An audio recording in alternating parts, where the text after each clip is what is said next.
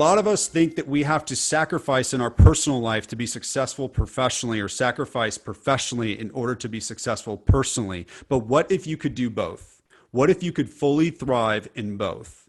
And so I'm not the first person to say, lead yourself, reclaim energy, and fully thrive. But this will be the first time that someone teaches how to use the principles that addicts use to recover in order to do the things that every leader in this earth needs and wants.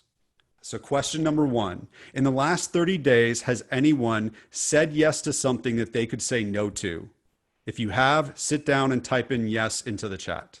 I'm going to keep going. In the last 30 days, have you hit a weakness? If so, sit down and type yes into the chat. In the last 30 days, have you avoided a difficult conversation? If you have, say yes in the chat and go ahead and take a seat. And if in the last 30 days, you've held back your unique perspective, go ahead and have a seat and type in yes. Now, I cannot tell you how excited I am to see this many yeses, because that's already awareness. You guys are already ahead of the game. I speak in front of crowds of 20 people, 200, and 2,000. And when I ask those 4 questions, everybody has taken a seat. So you are not alone.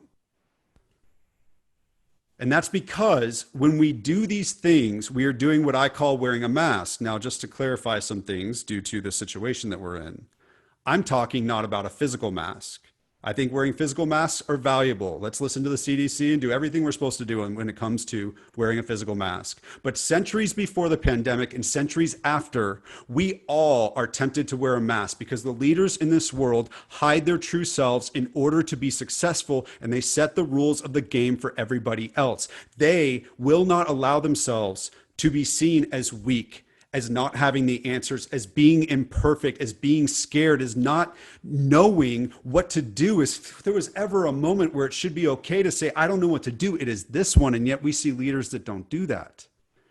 It's because we're taught that we have to hide our true selves to be followed and to be successful. Well, tonight I'm destroying that idea. And I'm going to also teach you something. That you can have the freedom that you want. You can lead yourself. You can have the energy that you want. You can thrive in your life, because if you can do this one thing and recognize that every decision in your life comes down to a masked or mask-free decision, and that we're making these decisions every day, multiple times a day. You know, when someone's getting doing motivational speaking, they want to get everybody inspired. They say, just do this one thing this one time and your life will change. Unfortunately, that's not what I'm going to offer you tonight. I'm going to show you how a bunch of little decisions, the difference between wearing a mask and not, hiding your true self and not, can be the difference between you being able to lead yourself, reclaim energy, and fully thrive.